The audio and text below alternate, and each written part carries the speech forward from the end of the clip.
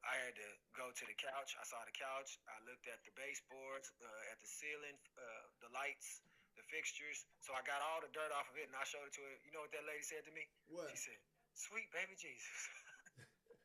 She said, "Sweet baby Jesus." So Every time she see one of them dirt pads come out of her, she said, "Sweet baby Jesus." She said, "All of this is in my house?"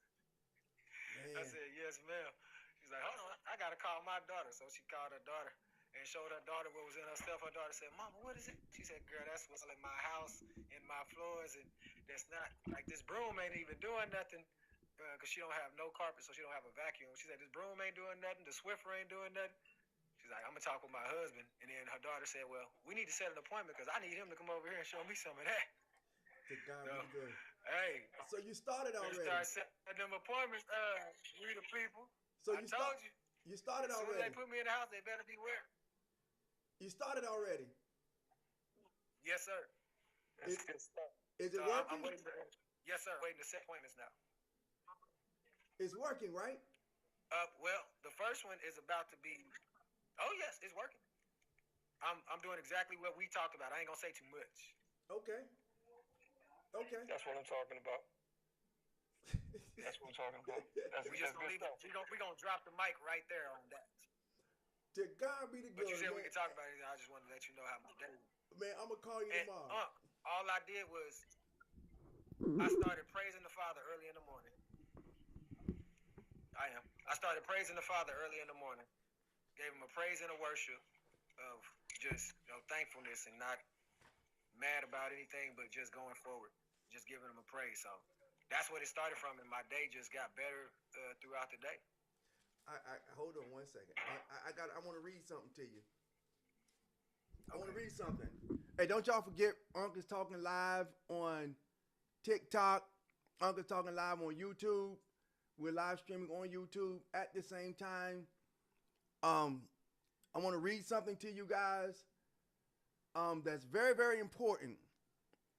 I want you to do me a favor, like, follow, and share. Tap the screen.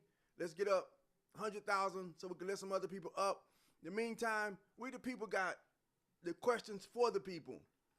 And we're going to give you not head knowledge, but biblical answers for life. You know what I'm saying? But just before I go into that, I want to read this right here, based off of what Pastor Knowledge just said. And it says, Joshua 1 and 8. Joshua 1 and 8. Now listen to this. Listen to this. I need y'all to get this. Joshua is one book after Deuteronomy. And this is the Lord talking. Okay? After the 8th day of Moses, the Lord is talking to Joshua now. And he tells him something very important. And I want y'all to catch the key noun in this. Well, it wouldn't be a noun, it would be a pronoun.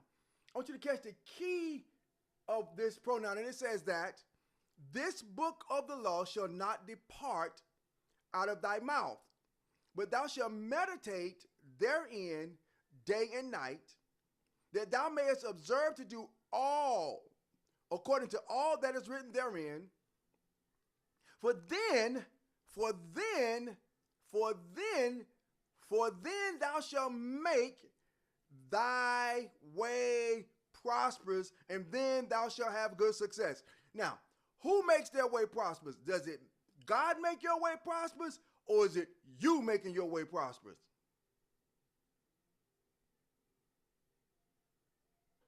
We're doing it from the scenario of the captivity. We've been trying to make our way prosperous. But he says that if we do it God's way, if you do it God's way, then you shall make your own way prosperous and have good success.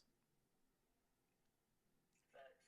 But if we're doing it the Most High's way, He's working behind our efforts. See, everything is just stunting at this point. That's all we doing. We just stunting. We acting like we got something. So every time that you see a music video, every time that you see somebody that says that they own a business, everything is us projecting out there something that we not like doing the things that we're talking about, all the stuff that we've been talking about, becoming a baby daddy, becoming a baby mama, practicing fornication, practicing adultery, all this other stuff like that. We act like all of this stuff prospers us and that we get a great lifestyle out of it. But the truth is that everything we touch, man, we cursing it. And the only reason this is happening, y'all, is because we refuse to do it God's way. And it's the man first. I told y'all the man is the one that holds the key to the success of the woman. It is not Socrates and education. Hey, Sister Brandy, it is not Socrates and your education. It is the law of God that causes us to have good success. Now, he says that if you meditate, what does that word meditate means? Talk to yourself. There is a song out and it says, encourage yourself. When you meditate on the law, you are encouraging yourself. Now, how does God bless us? How does God bless us? What do we think is the blessing of the Lord? How does God bless us? Do we think it's through, what is the way that God blesses us?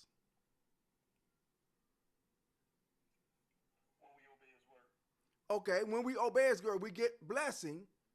But what does that entail? What is a signifying principle that God uses for success? What is it? What would you say? I mean, I know what we say today as we say money is a blessing. But let's look at what the Bible calls a blessing. Okay? Y'all want to know what the Bible calls? Say that one more time. The increase of your children. The who? That's what the blessing is. The increase of your seed. The fruit of your body. Did y'all hear that? Now, where does the seed come from? The seed comes, there you go. Straight from the sack. Where does the seed come from? As you so eloquently put it, it comes from the man. It comes from the man's sack. Yo, if we can get this, you will never, ever be broke again. Do y'all understand? Do y'all understand? Now, you got to do it God's way now.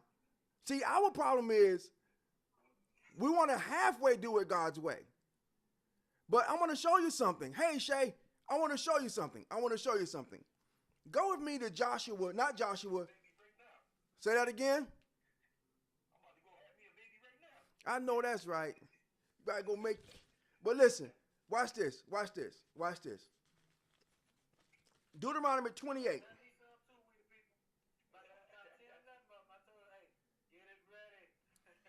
It says, blessed shalt thou be in the city, blessed shalt thou be in the field, blessed shall the fruit of thy body, the fruit of thy ground, the fruit of thy cattle. In other words, everything that's associated with you gonna have children. Your daughter's gonna have children. Your son's gonna have children, because your children is your blessings. Let's go over to Psalms 91. Watch this. Because we got to find out what that secret place is. That secret place is abiding in the law of God. That's the secret place. That's the secret to success. He that dwelleth in the secret place of the Most High shall abide under the shadow of the Almighty. And I will say of the Lord, he is my refuge and my fortress, my God. In him will I trust.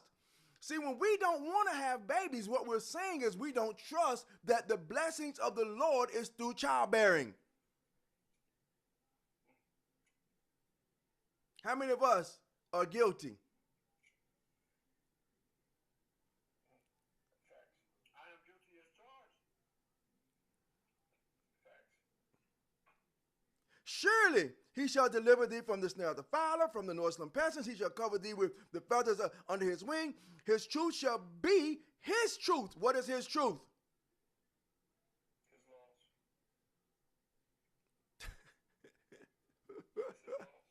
It's his laws. Now, if you want to find out where that's at, that's in Psalms 119:42. 119, 142, 151, or 152. It's a few times in Psalms 119. It's also in Psalms 107. He sent his word, which is his law, to heal and deliver them from their own destructions. And so listen now. Listen. He says that his truth shall be thy shield and thy buckler. The reason we are not covered, because the shield and the buckler, he says that you're going to walk on streets of gold and gates of pearl. So that's the shield and the buckler. You got to hear me to understand where we're coming from here.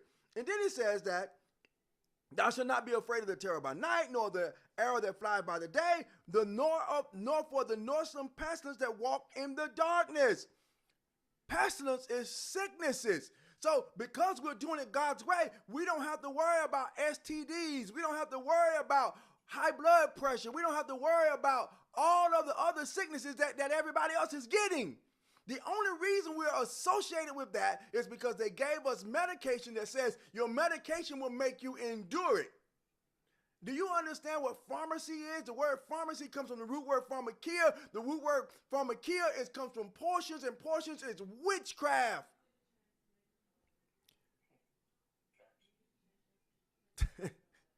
Trying to help us. Trying to help us.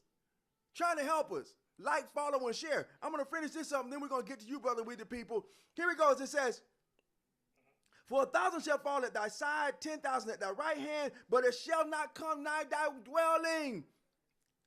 Don't you want that? I mean, really. And all we got to do is God's way. That's it. But the problem is, we can't see God's way being a benefit to us as men. Because if we men get it, women don't have no choice but to follow. If we men get it, women does not have any choice but to follow. Our problem is we want to give the women the opportunity to say something. And I'm going to tell y'all something. From day one, from that woman showing up on the scene, she has always been in competition for the attention of God over the man. From that day, remember, why did she eat? She saw that it was good to make one wise. It didn't say to make them wise. It was to make her wise. That's why they seek education, and they think that education supersedes the wisdom of the man. Because our Western theology has told us that. So they go to school and school and school and seek titles and titles and titles. And you better not meet a woman who has a doctorate degree and call her by her name. That's like you call her out of her name. You better put doctor in front of that.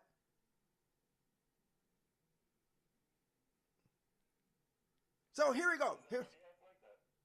Say that one more time. Is that why they act like that? Have you ever seen, like, especially in church, you can't just call them by their regular name. It's always got to be what their title is in the spirit. You got to say that first. Pastor so and so, prophet so and so, or for the women, prophetess so and so, or some of them are masquerading as pastors now. So you have that as well. So it just seems like they get really uptight once they obtain the title by jumping through the hoops of seminary or whatever Bible college that they go to. It just seems like you can't ever address them without that title first. I see that a lot, and that is a ego pride problem. I don't get involved in it. I used to.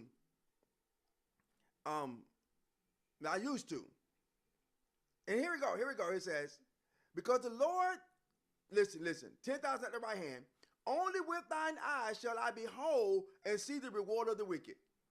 So the reward of the wicked, those that are against God now, they do get a reward. But their reward, we only gonna see it. That's the falling. That's the sicknesses. Those are the things that the wicked get. Those are the things that the wicked get. Now, if we're going to do it God's way, these things shall not come nigh our dwelling. Neither shall no evil befall thee, neither shall any plague come nigh thy dwelling, for he has given his angels charge over thee. This is why when the devil came to Yahushua HaMashiach, Jesus Christ, he says that if you throw yourself down, the angel's going to catch you. And Jesus says, thou shalt not tempt the Lord thy God. Y'all understand this, right? When we're doing it God's way, that is not tempting God. That now becomes us being protected by God. But we don't want to do it God's way, so we don't get the benefits. So we suffer with diabetes, we suffer with hypertension, high cholesterol, ED. We suffer with all kinds of situations, all kinds of female problems, all kinds of male problems, all these things, cancer, strokes, all of these things, all because we don't want to do it God's way.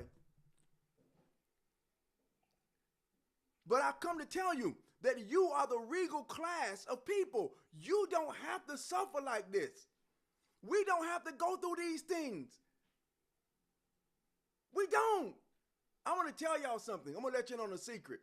We're only going through them because we refuse to do it God's way. Obesity. Hey, Dick, I haven't seen you in a while, man. How you doing? I'm trying to tell y'all something. We only go through because we don't want to do it God's way. And the problem is, the men are supposed to lead the way. The men, we are the ones that are supposed to be leading the way. But instead, we're out here going from this one to that one to that one to this one to that one to that one, and then we decide, well, I want to marry this one. Now you get married, and now you're mad because that one that you married, she has been attached to so many men, she can't really get with you the way you want to. You want her to. So, and the real problem, it ain't even her. It's the man. And what do you mean? When the man gets right with God, and he wants to do it God's way, it takes the choice away from the woman automatically. She has to follow.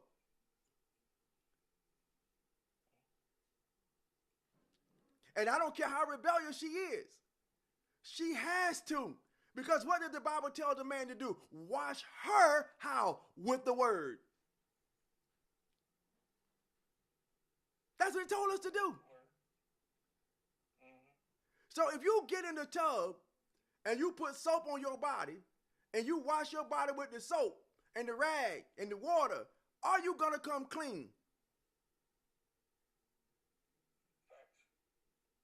So if we're washing our woman with the word, whether she like it or not, she don't have no choice but to come clean. Our problem is we want to compromise because she wants to fight it out of rebelliousness, because I don't want that. That ain't how I was raised. But we all was raised taking a bath. I hope so anyway. Some people may not.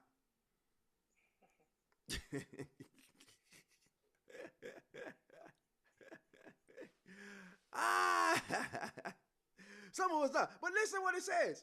I give thee changes to keep thee. So the angels that he give charge over us is to keep us in all his ways.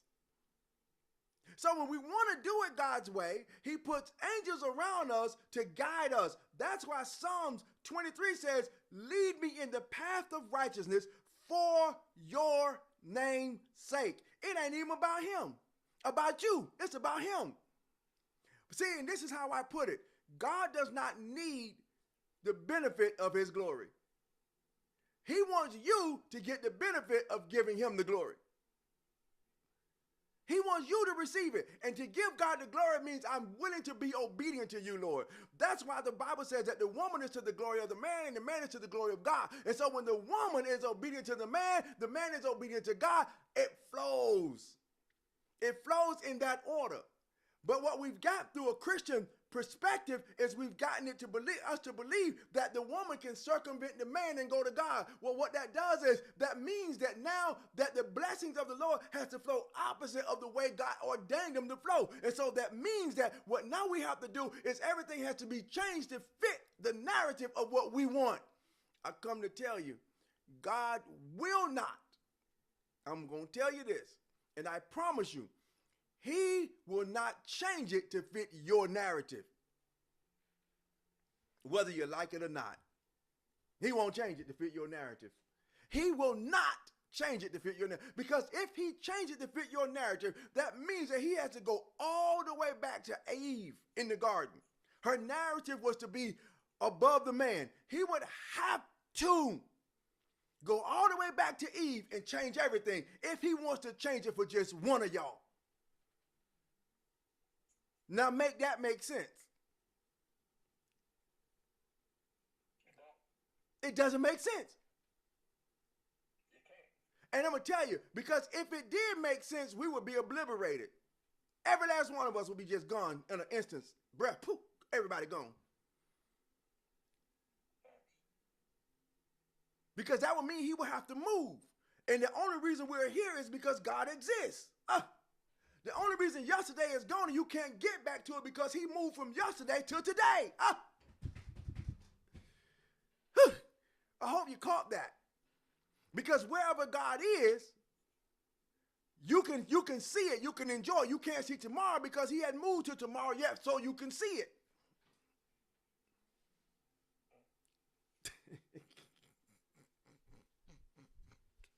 Whew, I hope you got it. I hope you got it. I hope you got it. I hope you got that. So, because if you can catch that piece, you will never have another down day because he didn't create a day for you to have bad. He did not create one day and say, this is going to be a bad day for we the people. It's not there. He didn't create one for you. Because, my day was good today. you see what I'm saying? Yesterday. Every day is good. See, the problem is we got to understand that it's all good. Whether I like it or not, it's still good. That's why Paul says, in all things, give thanks, for this is the will of God concerning you.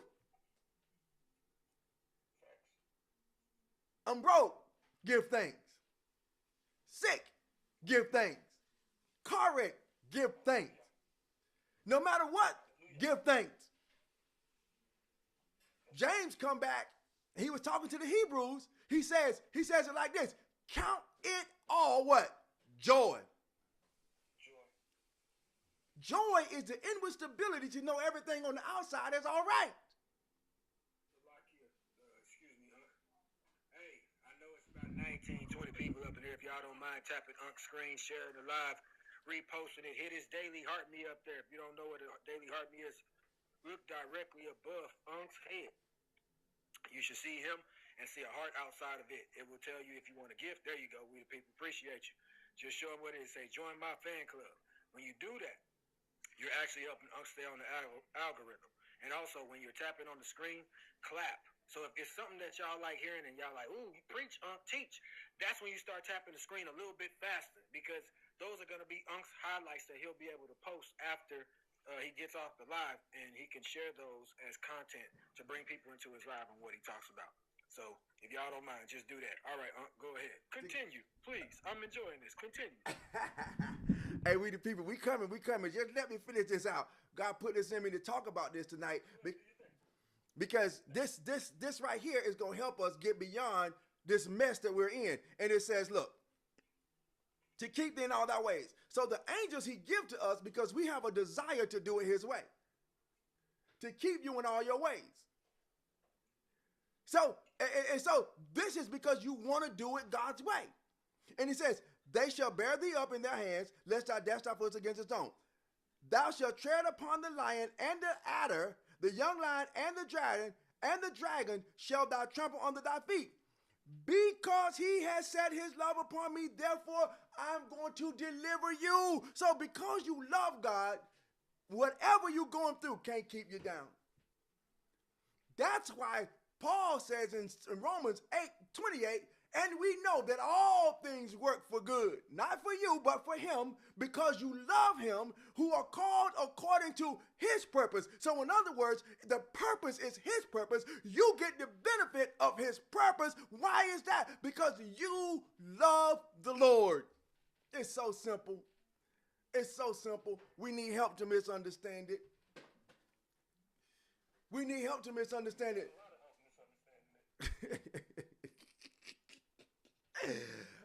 We've had a lot of help misunderstanding it. But I promise you this, y'all.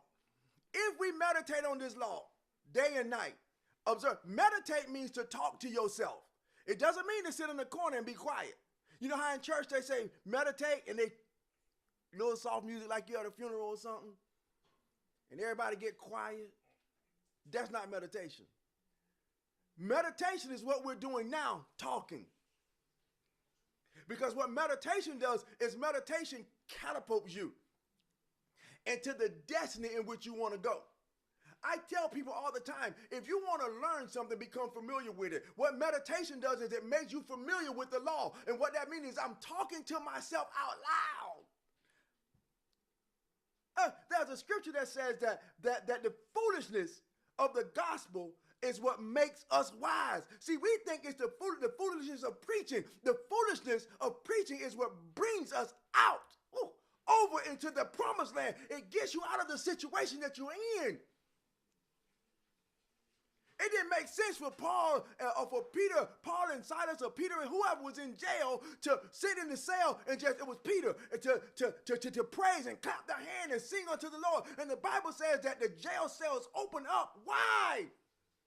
Because it was foolishness, and they thought nothing wasn't going to happen. I'm going to tell you something. If you meditate on the book of the law day and night, observe to do all that is written therein, your doctor going to give you a good report. Your bank account going to change. Your situation at your housing going to change.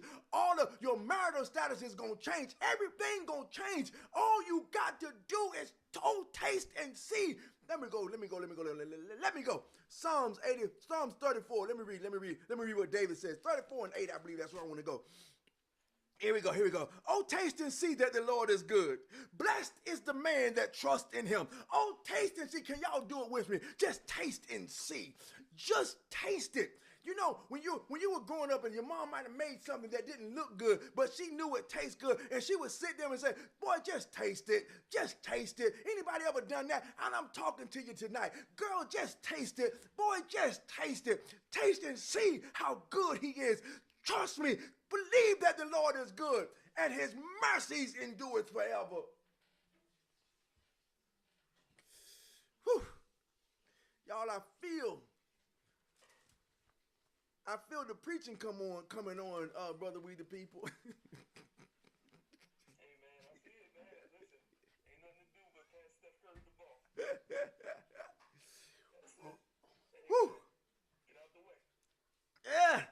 So he says, listen. He says, listen, I will set him on high because he hath known my name. See, God wants to set you high. That's why I tell you, Israel, you are the regal class of humanity.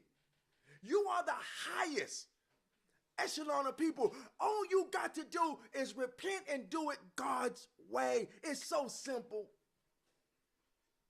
It's so simple. I told you. It's simple. We have allowed Margaret Sanger and her rhetoric to ruin our whole community. You know why I said Margaret Sanger, right? Anybody know who she is? Don't say nothing, We the People, nor Pastor Knowledge. Don't tell them. I want to know, make sure they know in the comments. Who is Margaret Sanger?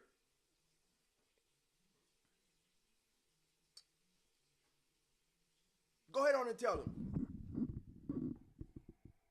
I believe she's the mother of the ABs, right? She is the mother of Planned birth Parenthood. control. Hold on. I got the question, Alex. I got the question. Planned Parenthood. There you go. Say it one more Planned time. Parenthood. Planned Parenthood. She. I was trying to get to the phone, I literally like put the other phone down and picked up the wrong phone that was tapping. I was like, I'm trying to say, I'm trying to unmute. I couldn't even unmute. But my youngest son, he said, tell Uncle I said hi. Hey, young fella. And he says, he shall call upon me and I will answer. I will be with him in trouble. I will deliver him and honor him. So no matter what kind of trouble you in, God says, I want to deliver you. All we got to do is whatever state you're in at this moment, whatever state you're in at this moment, if you're facing a court charge, turn to the law. If you're facing divorce and if you're facing a situation that you don't like, turn to the law. If you could just turn to the law at this moment, right now, right? Because you got to remember, what is now? Now is always eternity. Because now is the moment that you live in at that moment. And so eternity is always in the now. It's not in the future because you're planning for it. It's not in your past because it's already gone. So now is always eternity. So you're living in eternity right now. Now, what does your eternity look like? Because you can see right now. You know what's going on right now. So if you know what's going on, you're living in eternity. Do you want your current condition to be your continuation of eternity now? Let's do it God's way. Let's do it God's way. Because he says in 1 Peter 2:9, he says that you are a royal priesthood, a holy nation. You are God's chosen. You are the people that God wants to be the regal class of humanitarianism right now. You are that people. The only reason we're not getting it is because we don't want to do it God's way. Men, stop spilling your seed on the ground. I'm getting ready to go hard now. I'm getting ready to go hard. I'm getting ready to go hard. Before you go all Rihanna on me. Now, hey, can y'all tap the screen, share the live? We want to get to 70K soon, even up to 80K, but the goal is to get to 100K. We get to 100K, and we will allow other guests to come up. We the people is asking questions. He's usually asking about between 5 to 10 questions. I know that's a lot. But that's what we do over here, and we try to get to 100K just so we can keep on the algorithm. But even when we get to 100K, we still have to continue to tap. So if it's something that you like hearing, start tapping the screen extra fast, inviting people in, reposting it. That's what we all can do to support Unc and what he's doing, even on his YouTube channel.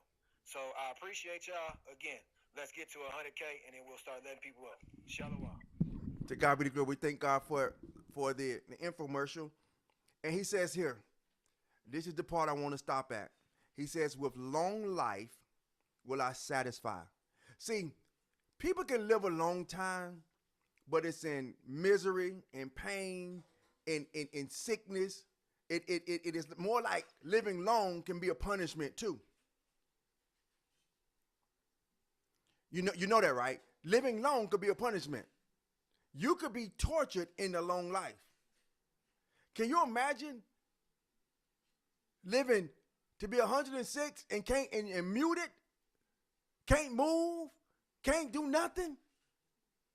So you can live a long time and be tortured the whole time, wanting to be unalived and can't. They try to take you off all kind of machines and you still just breathing, just a vegetable. You can feel and hear and see, but you can't do nothing. But he told us if we do it his way, he's going to satisfy us. You will not be unalived of hypertension or cancer or any of the sicknesses that he put on the other people. You, say that again? Any type of dis-ease, which is just a spiritualness hitting your body. With long life. We don't want those curses no more. We don't want to walk in that. We don't even want to take claim of nothing like that. We shouldn't be walking around here saying that we got ADHD or we're bipolar or all these other deities that we're putting in our bodies because we're taking ownership of stuff that we don't know nothing about. We ain't going to do that no more. We got to start speaking the Most High's words. That's it. Let's do it God's way. Y'all, I wanted to get that out. I hope that you can hear me with your spirit. I'm not speaking to your flesh. I don't care about your flesh. Because the Bible says no flesh gonna dwell before me. So I'm not concerned about your flesh. All I'm worried about is your spirit. I'm speaking to the man inside the flesh. That's the one I'm speaking to. And God wants you to have unbounded joy. No one was created that was not a winner. When we use any type of birth control, what we're doing is we're saying, God, I don't want any more winners in the earth realm coming from me. That's the man and the woman. Anytime we use any type of birth control, any type, whether it be AB, whether it be the morning after, whether it be the shot, the pill, whether it be the condom, whether it be anything that is to stop birth, what you are really saying is, I don't want any winners to come from me. Anytime you put your seed down a woman's throat, you are saying, I don't want the winners to come. Anytime you put your seed inside a woman's derriere, you're saying, I don't want my winners to show up. Anytime you, yes, sir.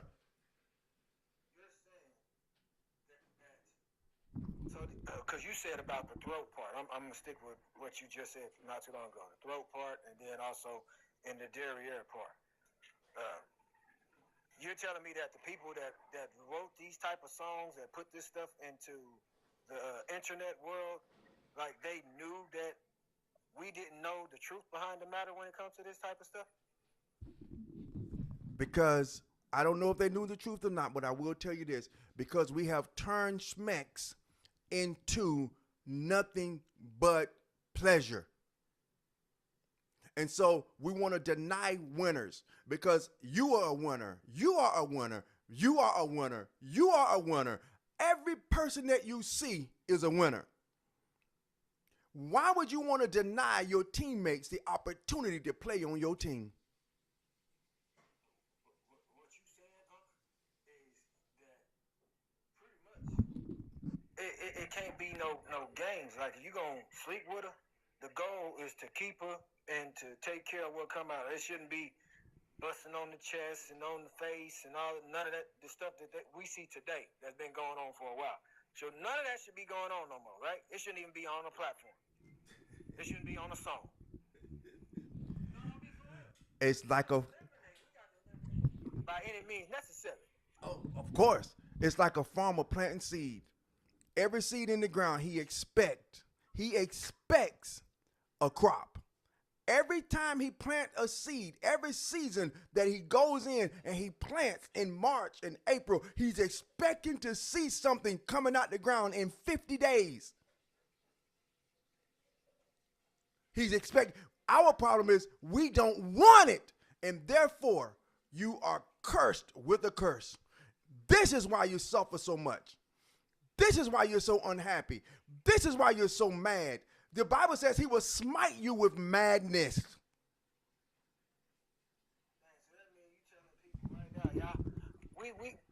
And I'm just saying, because we guilty people. We're all guilty of it. We are all guilty of the crime against the Most High. You're saying, what you're saying, and I'm not trying to sound like Nourishwell, but what you're saying, sounds like to me that you're saying that the men are not accountable for their seeds, that you're not even intending on bringing a child into the world. You're saying, you just said about pleasure. So the pleasure part is, I don't want to bring no child into the world. I just want to get my rocks off. I just want to bust this nut.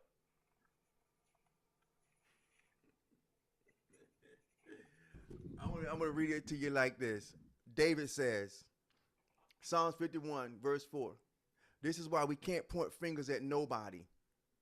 This is why the woman can't point at the man and the man can't point at the woman. I'm trying to tell y'all, because there is a lot of women that have been with men only for pleasure. That's it. Listen to this. Women with the depot shot and, getting their stuff burnt off, whatever it is. Birth control, we'll just say that. Birth control. And the men, going to get clipped or, you're still doing things out of pleasure. Oh, I can't have no children no more, so I can just do it just to be done. And that's the problem. That's the Margaret Sanger plan.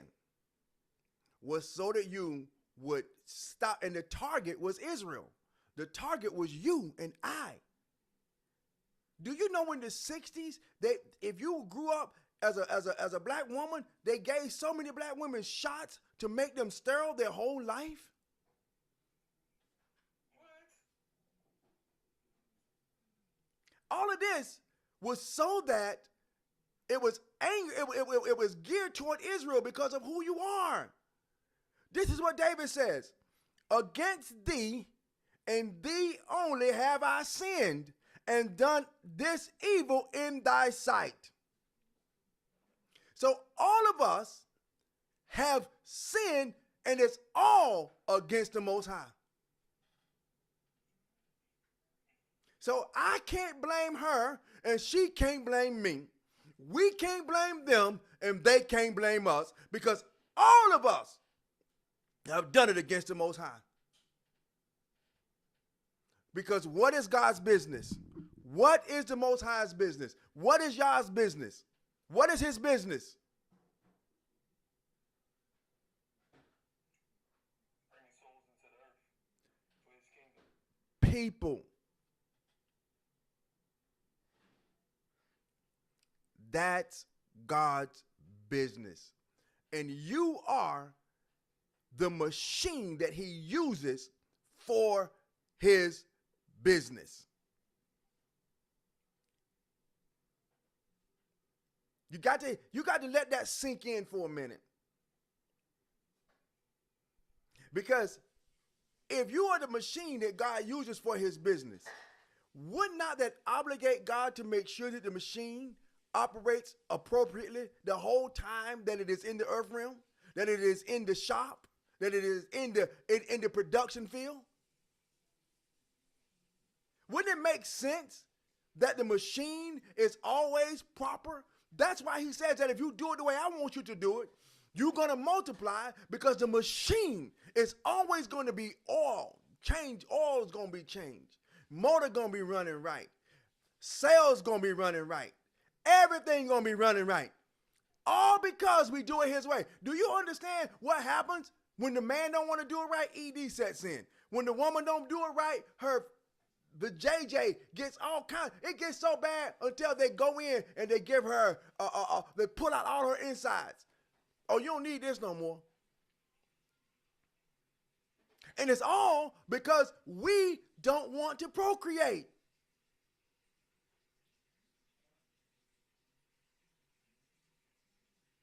That's where this comes from. Am I able to ask a question? Yes, sir. So you saying that the only way to really activate what the Most High is going to do in our life is pretty much to go back to this real old school way, the truth, or I'll say the Torah way, is what we hearing from. Is that what I'm hearing from you today? Yes, sir. We got to go. That's when we're going to get our family straight. We got to get back. I got to get to We the People. Somebody got to get gone. Yeah. You see him. Take him on.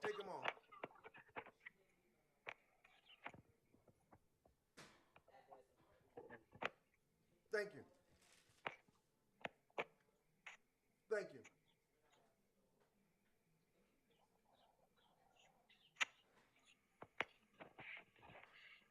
All right, y'all. We made it to 100K. They did they big one. Wait. We made it to 100K way before a full hour. So we did a good one, y'all. We hit it way before a full hour. Wait. Wait before you go. I gotta get a couple questions out of we the people. Y'all give me a couple minutes to get a couple questions out of we the people. Brother Borte put up this Isaiah 59, 1 through 11. I want y'all to go and read that. Because this, let's go, we the people. Let's go. We got to get right, y'all. That's all this is about, is to get us right before the Lord. Get us righteous before the Lord.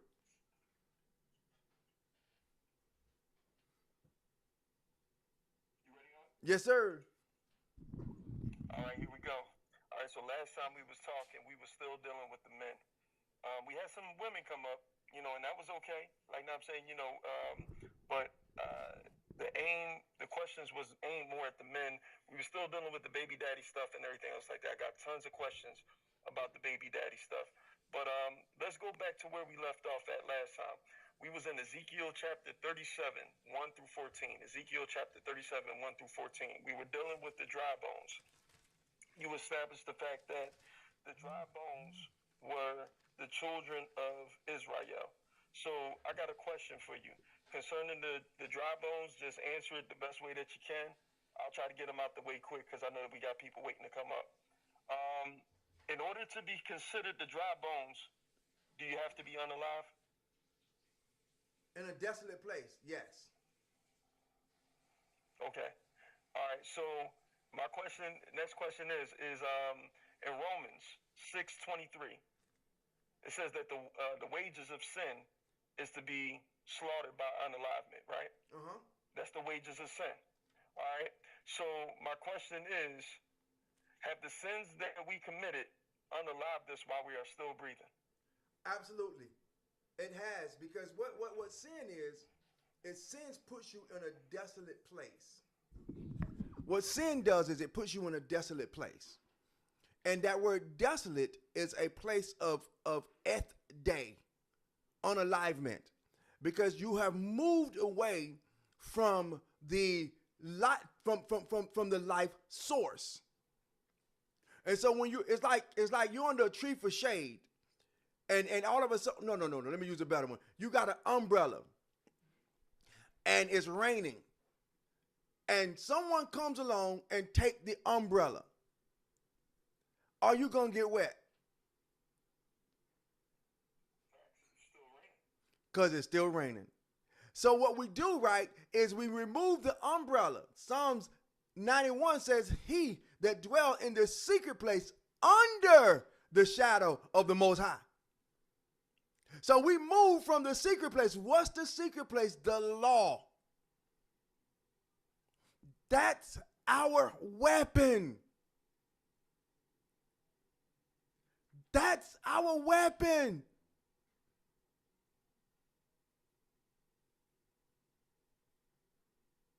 That's the weapon that we use. We stick to the law of God. So right now, go back to Ezekiel, because I want to say something, but I don't want to pass you. I got you. You said go to Ezekiel? No, right where you were. You were in Ezekiel 37 on the valley of the dry bones. Yes, sir. What you want me to read? Just stay right there. Wherever you was going with that, I want you to keep going there, because I want to say something about this, but I don't want to get past you.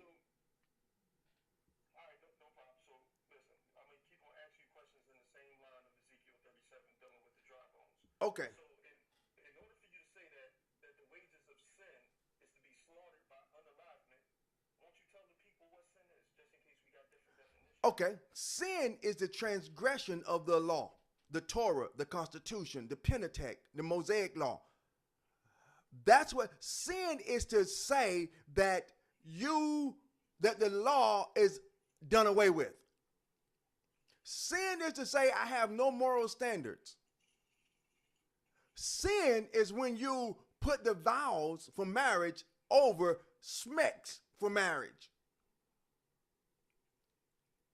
Sin, because sin is anything that you do that is against the law of God. So wait a second. So sin was doing or not doing what your pastor told you to do? Is that a sin? You know what? You're about to make me say something. Because if you're going to... Trying to push some buttons a little bit because we all got the book. We all been in church to some degree. We know what church is here in American culture and everything else like that. And, you know, some people, they have pastors that make up rules that can't be found in the Torah. And the people will follow that. But then they will ignore everything that was written in the laws that the Most High spoke. So is sin doing something that your pastor told you not to do? No. Sin is doing what God told you not to do. You cannot put your pastor's word. Matter of fact, let's deal with this.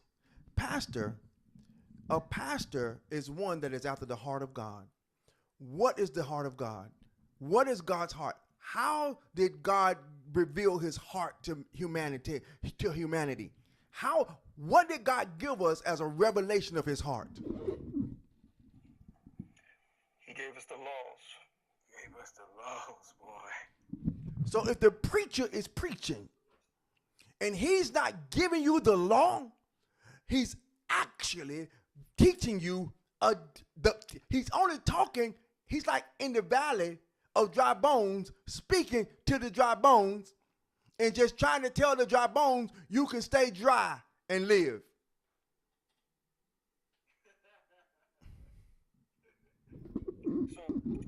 So I'm going to give you the actual definition. So everybody, if you got your scripts in front of you, you can go over to John, 1 John chapter 3, and we're going to drop down to verse,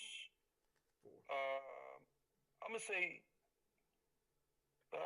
man, I want to do more than that. I'm going to just jump down to 3, and we're going to do 3 and 4. It says, man, I want to really do more than that. No, I'm going to just jump to 4. It says, whosoever commits sin transgresses also the law, for sin is the transgression of the law. So that means that when it says that transgression of the law, that means lawlessness. Lawlessness. So sin is lawlessness. Sin is you living without acknowledging the law of the Most High. So if I learned that, you know, I don't know, worshiping on Sunday, if I'm not there for that, have I committed a sin? Yes. How did I commit a sin if my pastor service is open on Sunday and I go there to hear the word on Sunday?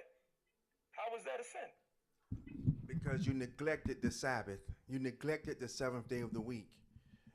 You see, you can't make up your own law based on your own narrative, because that's what we've done. This is why birth control and AB is okay. Divorce and remarriage is okay, because we made up our own law. And look at what it has gotten us. Look at the inner cities. Drive through your city, in your hood right now or tomorrow, and look at how many dilapidated buildings. Look at all you got to do is look at people. People are walking around looking like zombies. That valley of the dry bones. Just look. Look around. Wait a second. Sunday is one of the most peaceful times. Sunday is when you see everybody dressed their best. Easter, you know, I'll say Christmas too. We just had Mother's Day. No, let me say it. Let me get it off my chest. Let me get it off my chest. Go ahead. This is the day that's probably the most peaceful. Ain't no smell of gun smoke in the air. Like, now I'm saying, you still smell the trees a little bit. Put And some everything fruits else in like that. I'm sorry. But you know what I'm saying? Like, yo, this is when, you know, the families come together. You know, the wayward son, when he feels bad about what he does, he goes to church with mama. The woman that was clubbing on Saturday, she puts on her Sunday best, and she lay aside, you know, whatever she was wearing before, and she comes in, she got a Bible in her hand. So all of these things, that we seeing, I'll probably say that this is probably the most togetherness that we've seen as a community or as a nation of people. It's been surrounded around the church, and it's been on Sunday. Man, I just saw exactly what you were saying as you was talking. I saw the exact same thing. Like, wow, that's crazy, because that's what our people do. They celebrate and they go out there and they act like they really learned something. But look at their lives. You can see they really ain't learned nothing, because they went back and did the same thing that they was already doing. And ain't nothing changed. So what did they walk out the church? What wasn't given to them in the church for them to go out and still live like that? The law. The truth. The Torah. The scroll. All right. So if that's the situation, let me ask Unc this. I'm going to ask you this, Unc. Are the conditions that we're living in as baby daddies and as baby mamas, is that because we are a part of the dry bone prophecy? Is that evidence of us being a part of the dry bone prophecy? Before you answer that, Unc, I want you to answer it. You have 3 people in the queue that would like to come up. All right, you can let them up, but keep them muted for a minute. Let me answer this question. Let's go. Hey, wait. Hold up. We the people. Mm-hmm.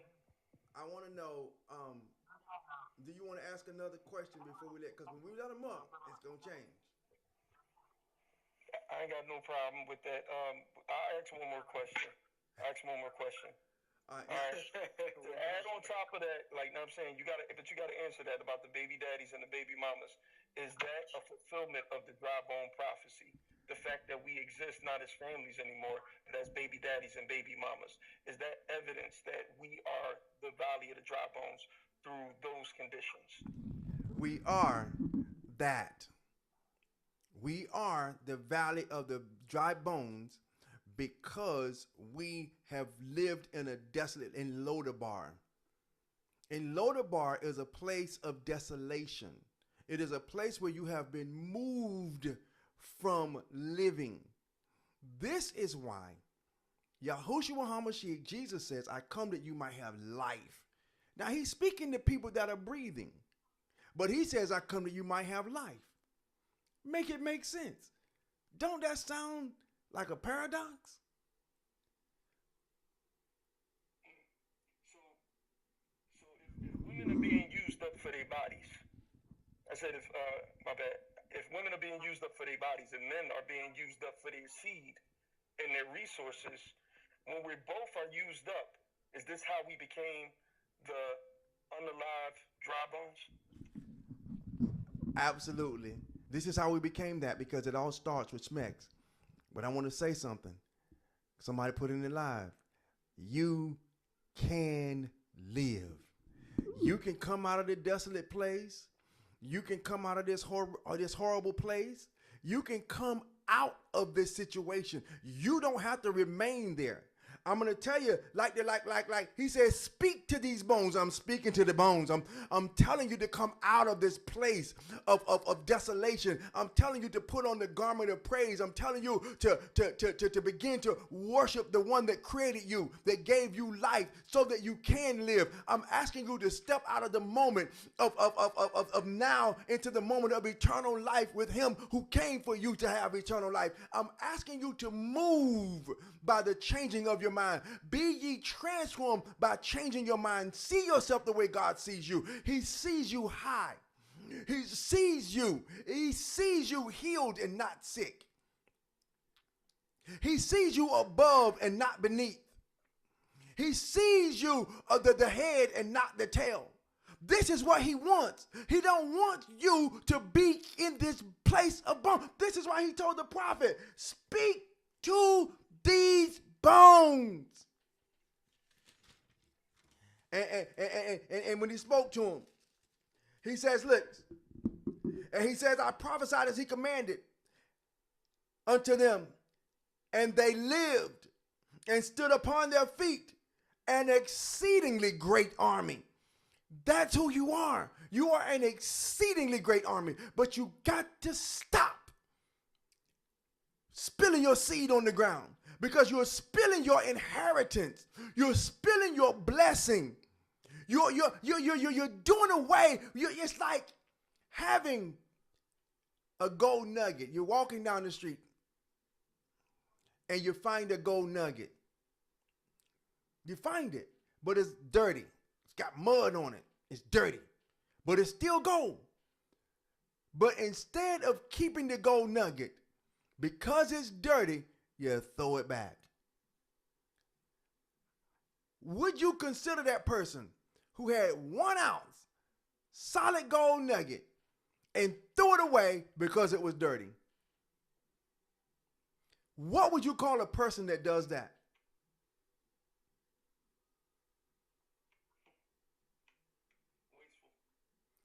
That's an understatement.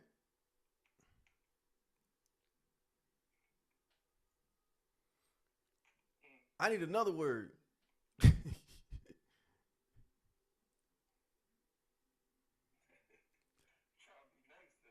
Nah, don't be nice.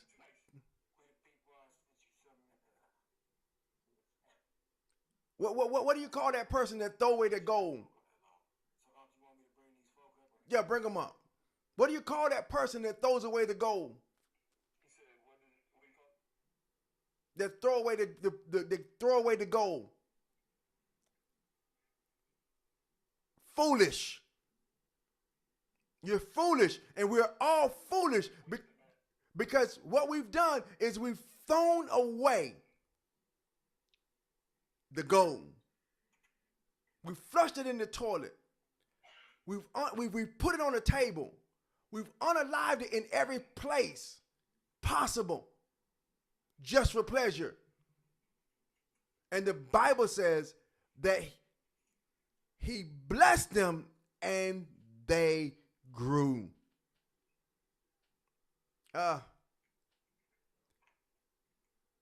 That's why our cities look the way they look.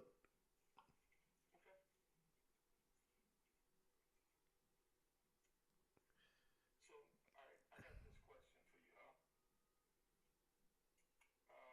if the unalive are only profitable to the grave, is America and other territories that display the curses of Deuteronomy 28 the cemeteries for the spiritually deceased nation because of how they profit off of our conditions?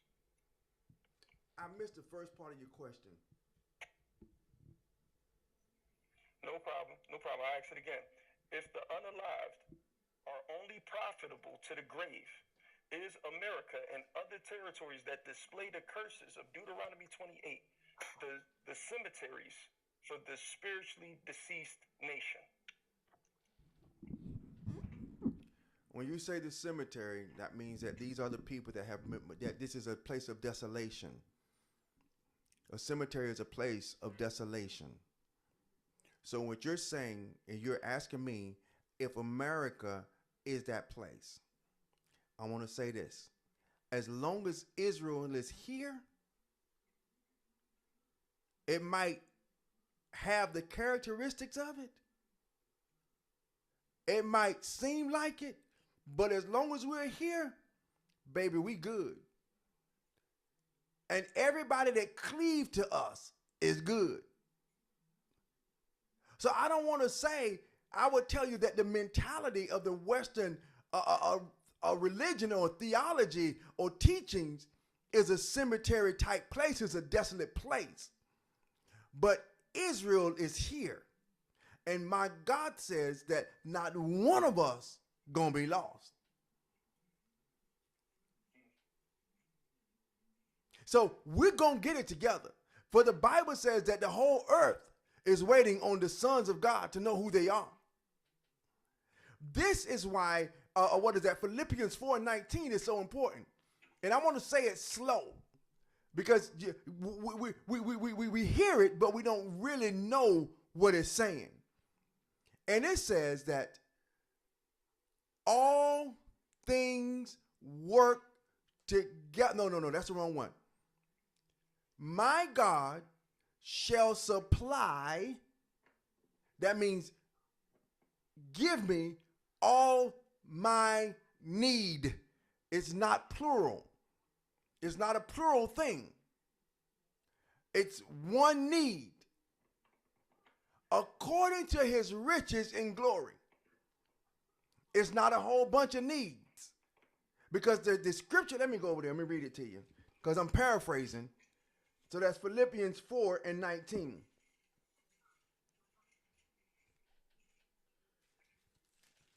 In the KJV. Philippians 4:19. Watch this.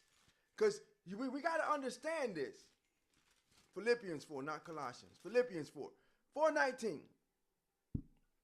And it says, but my God, my Yah, shall supply all your need. It's not plural. It's not plural, y'all. It's singular. Y'all know English language. You're not barbarian. You understand the language. I'm not trying to teach you to give you interpretations. Read it. It says, my God shall supply all your need according to his riches in glory by Yahushua HaMashiach, Jesus Christ. Now, we need to know what that need is. What is the one need that we all need? What is the one need that all of Israel need? I'm so glad that you asked. Because Paul answers this question that's why I say that Colossians and Philippians, I would consider them to be one book. Because Colossians is a continuation of the letter that was written to the church, to Colossia.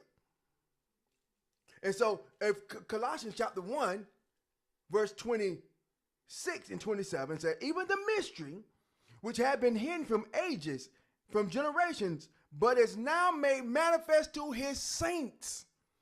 Who are the saints? Israel. Go back to Psalms 149, I believe it is, and it tells you who the saints are. It is now being revealed to the saints, to whom God would make known what is the riches of his glory.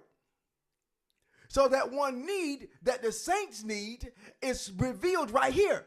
The riches, to whom God will make known what is the riches of his glory.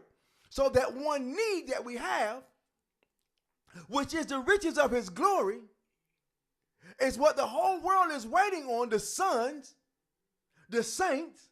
Listen, the mystery of his glory among the Gentiles, so everybody can see. Everybody can see, because you got to understand. I'm going to get into this another day. The Gentiles are the Jews that had left away from the law. They didn't know it no more. Kind of like us today. We don't know it, but we're coming to it. And he says, when we get into it among the Gentiles, this is it. Christ in you. That's the one need. That means that we've merged, married, been intimate, because to know means to be intimate. Depart, I never knew you. You worker of iniquity, depart. Because to know, when he says that, he's saying that I've never been intimate with you. To be intimate means you entered the course or intercourse. So you entered the course. And so he says, I never knew you because you never got in the course. You never became intimate with me. So therefore, I don't know you. Depart. But here he's saying, look, the riches of his glory is Christ in you, which means that I became intimate with him.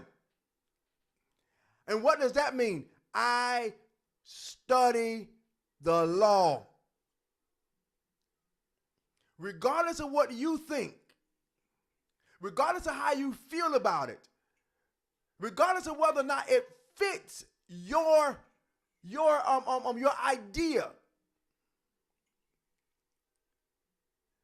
I want you to know that regardless of how you think about it, it doesn't matter. It has to be his way. Period. And I thank you for that. Say that again. I said they about to bring the Oregon out next for you. You know what I'm saying? Hey, it's like when they called me today. Somebody told me today, said that I was a Christian. Told me that I teach like an Israelite, and an Israelite told me I teach like a Christian. Well, ain't that something? Right, that's something different there. But y'all, we got a serious situation here. We got to do it God's way. The dry bones can live. They just got to be spoken to. The dry bones can live. They just got to be spoken to. Let's do it God's way. Come on, anybody else got anything they want to say? I'm gonna send you a video. I'm gonna send you a video that I did teaching on Ezekiel, the chapter that you were talking about, 37. Uh-huh. I'm gonna send you a video. Okay. That I did on the Sabbath. Okay, thank you. Because everything that you were saying was right on point.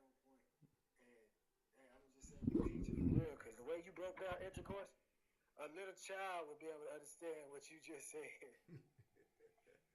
You entered the course. I said, okay, I'm going a different way. He being a little different today. He being a teacher for real. But go ahead and do what you do, man. Let's let everybody get their questions in. But y'all remember to tap the screen, share the live. We're on our way to 200K. So let's tap the screen. If y'all like what y'all hearing from anybody that's talking, asking questions, any type of conversation, just tap the screen. We'll start clapping. Clap for yourself. And Unc actually posts these on his YouTube. So you can go and watch yourself on his YouTube. Shalom. Absolutely. And go to live recordings. Go to live recordings on the YouTube channel. Hey y'all, I thank you for the infomercial. We thank you for that. We the people. Talk to me.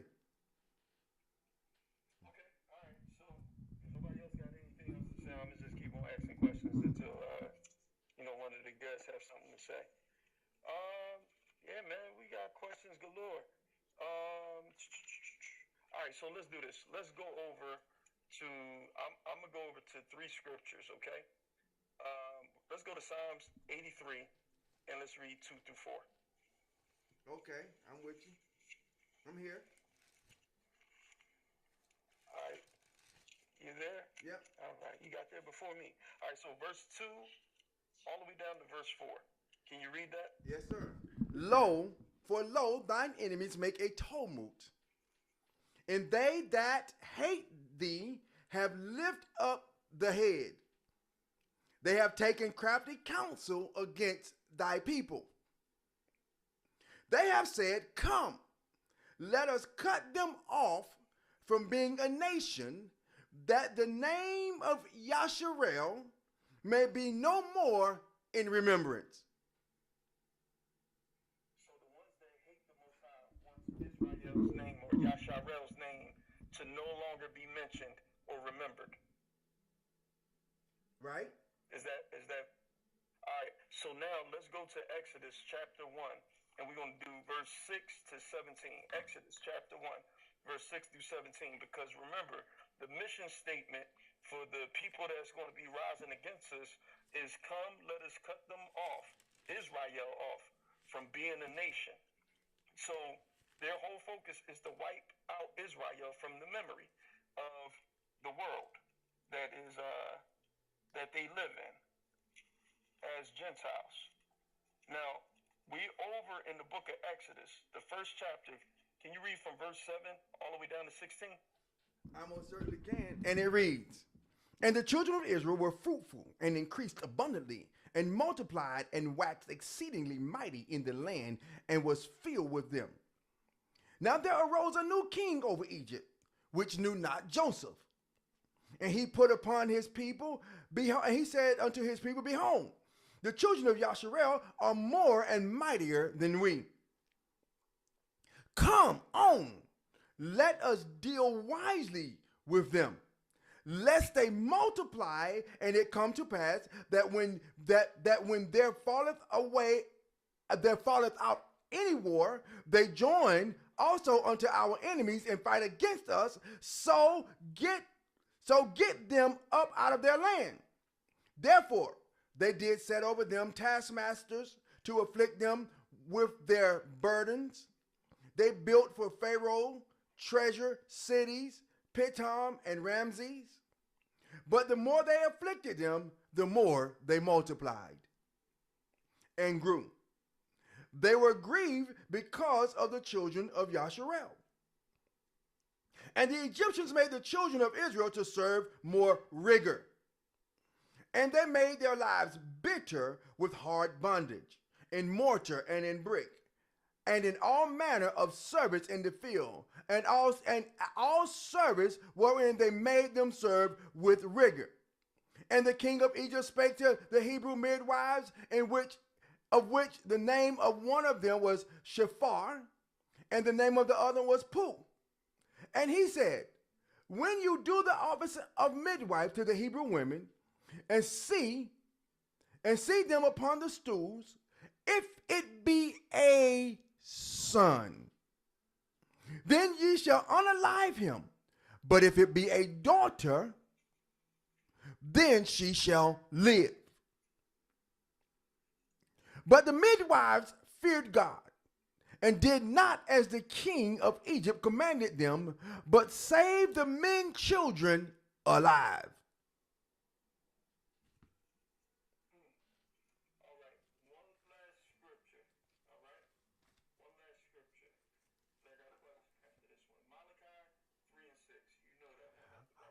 I most certainly do. That's not it one right there. This one right here this one here says that, I'm going to read it, because if I say it, I'm going to paraphrase it. So I'm going to read it so that I don't paraphrase it. Malachi 3:6, and it reads, for I am the Lord, I change not. Therefore, ye sons of Jacob are not consumed. These bones can live. Come on. I know you see where I'm going with this, but I'm going to still ask it anyway. So my question to you is, how do you cut off a nation from being a nation? You unalive the seed. You stop the seed.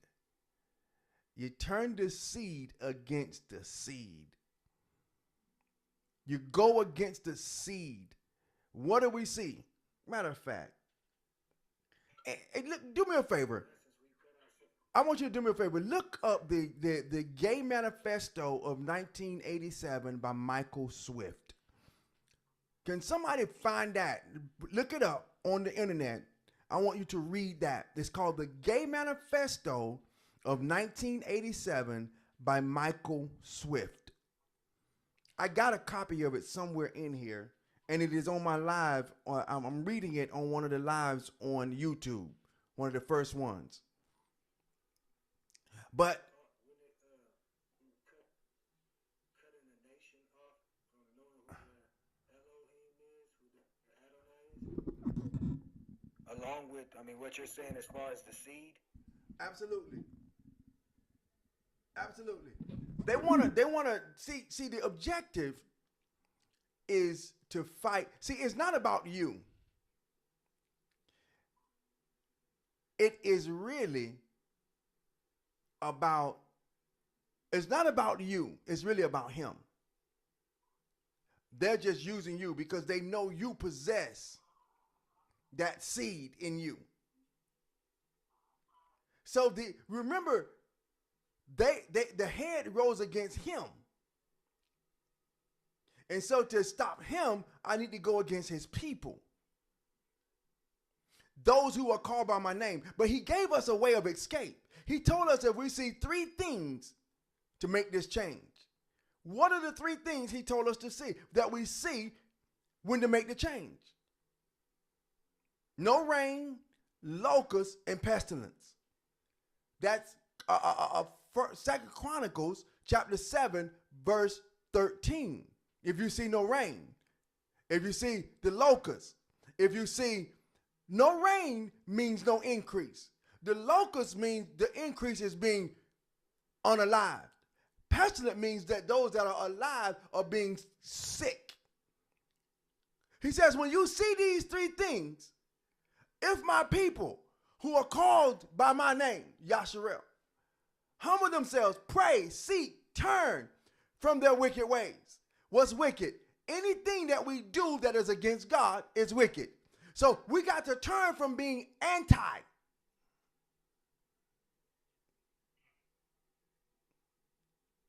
Yeah, I said it. We got to turn from being the Antichrist. He says if we do that.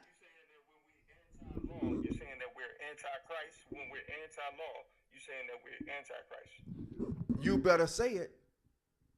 See, what we're looking for is we're looking for the Antichrist to come outside of Israel. But it's got to be someone that know the law to be anti-law. It's like you speeding. You know the speed limit is 70, but you're doing 100. You are anti-law. It's like pulling into a handicapped parking space. You see the sign that it says handicap, and you park there anyway. You are anti-law.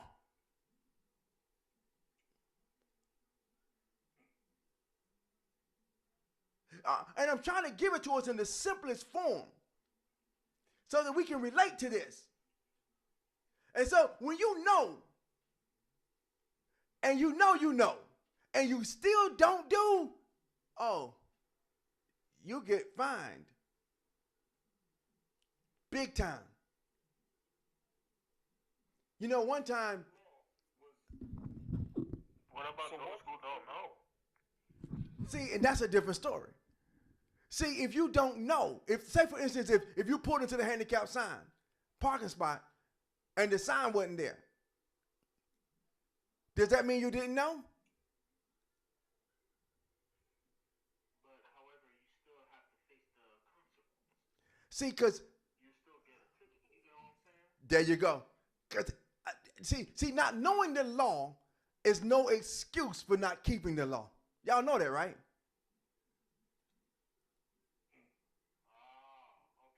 Okay.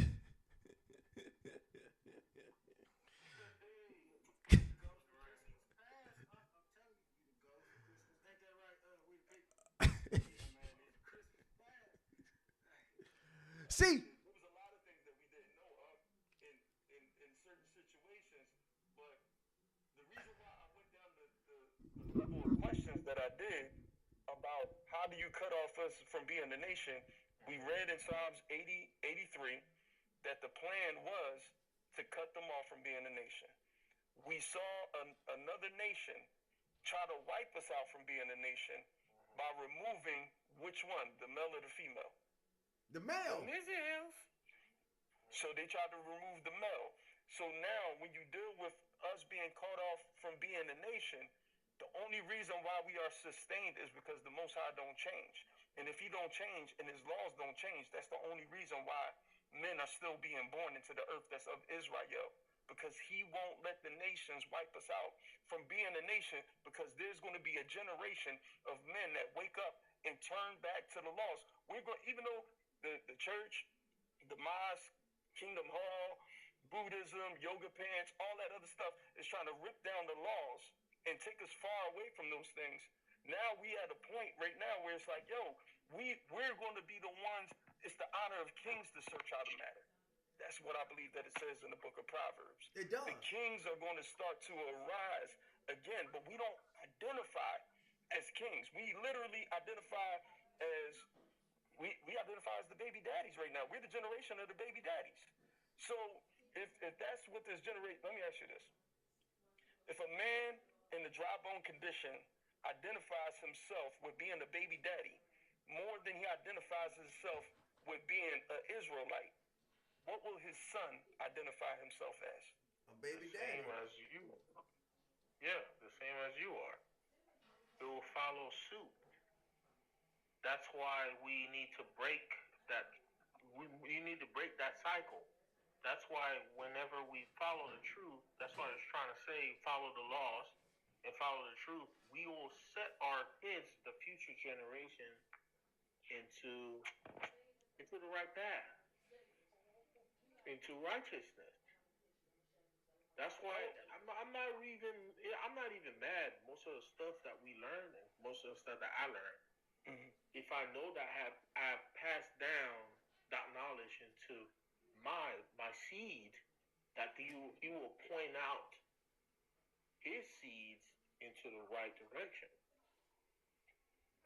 Excuse me. It's not about us, really. It's about passing down the right way, stopping that cycle, following the laws, and bringing them back to our Father. I think we're doing what we need to do. I think we're doing what we're supposed to do. Salakia, I know we just reached I'm the sorry. 200K. No, you good. We reached 200K